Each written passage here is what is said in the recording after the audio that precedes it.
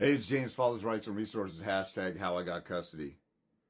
You've got to create a paper trail as much as possible, or whatever it takes to prove what's going on right now, to be able to prove it to the court later. I keep talking to people who keep having conversations with the opposing attorney or the mother or the guardian ad litem off the record on a phone call. You guys have such a presumptuous, oh, well, I told them over the phone. You're in the middle that, the guardian ad litem needs to investigate the mother, or this, the past couple boyfriends that she had was violent. Okay, if you tell somebody over the phone in a conversation, blah, blah, blah, blah, blah, I want you to do this, or cease and desist. Tell your client to stop flipping me off or harassing me or fighting me during visitation exchanges. It's traumatizing to the child or whatever. If you tell somebody over the phone or in person, they don't have to do anything. You have to step outside of yourself and have some self-awareness. Why do you think attorneys write warning letters to people or demand letters or talk smack in a letter? So that there's a paper trail, so the warning shots have been declared. Why do you think, people do that in politics? Like somebody in Congress, a congressman or a senator, write a letter to the president. Mr. President, blah, blah, blah. You did this today. We would ask you to cease and desist from this. And then they go on the news and tell people the letter that they wrote to show them that they had a conversation with them and it's in writing. Why do you think people put stuff in writing in the first place? Why do you write stuff down in a contract? So people will pay you what they're supposed to pay you. Because people are untrustworthy or misunderstand stuff. You put stuff on paper so it's written out and everybody's clear what the hell is going on. If a guardian ad litem is not doing their job, or if there's evidence you think the guardian ad litem is leaving out, or if you want to set the guardian ad litem up for trial, when I start a case, if I have a guardian ad litem come on board, I'll say, thanks for meeting with me. As I said before, these are my concerns, and list them out. And here's a couple of exhibits or criminal record or background check I did or whatever. Then when you guys are not thinking beyond your feminine feelings right now in the moment. Oh, let me just react and tell somebody over the phone. You have to think and use your brain. I'm going to court one day on this case. The ending of your court case is trial. If you don't settle out of court, you will go to trial. I just had somebody talking the other day. I don't know why we have to go to trial on this, why we can't work it out. Did you go to mediation? 2 or 3 times. Well, if she doesn't agree, that's why you have a court case. That's why you filed for a court case, so you could go to trial and prove your case to a total stranger. What do you mean? You're just scared and you're being a sissy. Wanting and wishing everything will go away. If you make up your mind, you're going to set aside the next few months to get in shape and not eat crazy and whatever. It's going to be easier to deal with the temptations that you have to be distracted from that, because you've made up your mind, I'm going to go through some pain and suffering and sacrifice or whatever. If you make up your mind for the next year, I'm going to fight for my kid and revolve my life around this custody battle. It's eat, sleep, go to work, maybe have a little bit of entertainment here and there to get a break, but I'm diving all in. If you don't do that, then you're not going to fight very well for your kid. And if you think, well, that's not fair and that's not right, and I should have an automatic right to my kid because I have a constitutional right and this and that, then you're just a big sissy pussy coward and you don't care enough about your kid. You want to make excuses. Well, it shouldn't have to be like this. You just wish it will go away. You had a kid with a crazy person. It's your fault. It's not the kid's fault.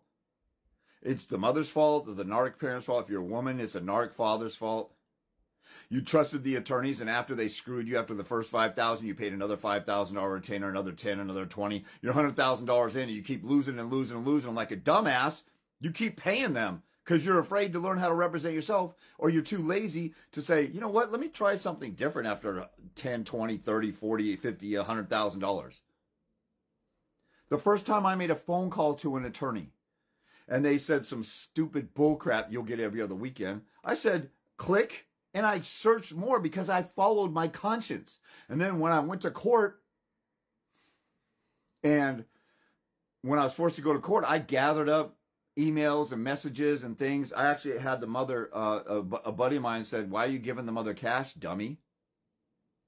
Either write her a check or have her or get a receipt or something. This is before Cash App and everything like that. Or give her a money order or something you could take a picture of.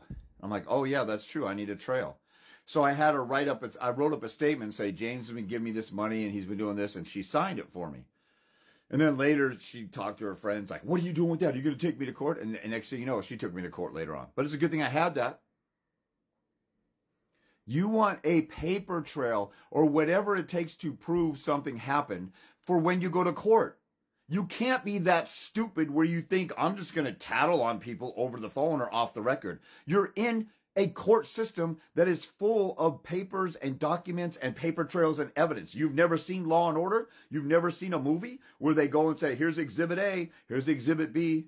I mean, you can't be this dumb. You're just careless and lazy, and you're hoping that it goes away. Stop being a bitch like that. Stop being a sissy little coward wishing it'll go away. Get proactive in your case and get on the offensive, and you have a way better chance of this thing settling and you having leverage and scaring the crap out of the mother. You know, I've told people before, if I was an attorney doing a deposition and I asked the mother a bunch of questions, I'm going to turn to my client. You know, the court reporter's there. I'm asking some questions. Let's pretend I'm an attorney. What do you think about this? What do you think about that? Why'd you accuse the dad of this and then you let him have the kid? Why don't you think the children need both parents? Are they both equally important? Don't you think the kids have a right to both parents? Okay, if they're equally important, shouldn't they have equal time? Why would you not want an equally important thing to be equally accessible to a child? You give the child food and water, don't you? You give the child clothing and shelter, don't you? You give the child playtime and school time, homework time, don't you? How come you don't want to give the child both? What's more important than the love of a father? Name something more important. Well, what about me? I said more important, not equally important. Name something more important. Why is a daycare baby, let's say I grill the crap out of them. If the court reporter says, okay, it's time for a lunch break, or let's take a 15-minute bathroom break, a snack break, I'm going to immediately turn to my client. The court reporter stops typing. I can't wait to I'm going to turn to my client and say, I cannot wait to get her on the stand at trial. We're going to make her look mentally ill. You have a great chance for full custody. And I'm going to be talking smack to them while talking to my client, loud enough so they can hear me and say, unless you guys want to settle, I mean, we might not win, but do you want to spend $10,000, $20,000 going to trial? This is one of the better cases I've had. But see, attorneys won't do that because they're a bunch of sissy punk bitch cowards also.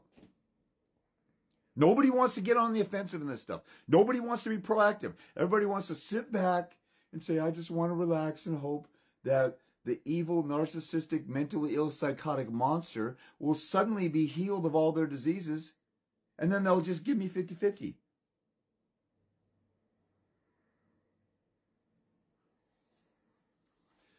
You're about as realistic as a Woodstock, pot-smoking, acid-tripping, LSD taking hippie who says there'll be world peace. Let's fight for world peace. Let's all go out and have pleasure and escape the reality of the pain of the world. Let's all have a big orgy and do drugs and just hope that that world peace will come. That's about as realistic of an outlook as you have right now. You just want to have your drug of escapism because it's so painful to deal with your custody battle. Go through the pain and fight. And so when there's a visitation exchange, why don't you videotape them? Oh, because I can't. Why? I don't know. I just don't want to hurt anybody's feelings. Okay, while you're sitting there saving everybody's feelings, you're losing evidence for your case and you're not being proactive. Do you go to trial and they say, which person has been the nicest? Which one of you didn't videotape during the exchange? Which one of you didn't write letters? No, you don't get any brownie points for that. But see, you never sat down and thought about this because you're just trying to make everybody happy and appease everybody because you're a simp little man-pleasing little bitch. Stop doing that. Your life with your kids is at stake. Focus on your kids. Screw everybody else. I will videotape every exchange. It's out in public. Well, you can't videotape this law. You can't audio tape somebody. You can videotape, and if they get picked up on the audio, then just delete that.